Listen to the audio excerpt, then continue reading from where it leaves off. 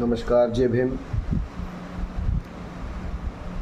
कालच राष्ट्रवादी शरद पवार गटाचे महबूब शेख यांनी सध्या बाळासाहेबाबद्दल यांचे बोलवता धनी कोण या संदर्भामध्ये जे वक्तव्य केलं त्या वक्तव्याबद्दल मी महबूब शेख यांना सांगू इच्छितो की बाळासाहेबावर मत व्यक्त करत असताना किंवा बाळासाहेबांच्या मतावर मत व्यक्त करत असताना आपल्याला तेवढी सामाजिक आणि राजकीय उंची गाठावं लागेल.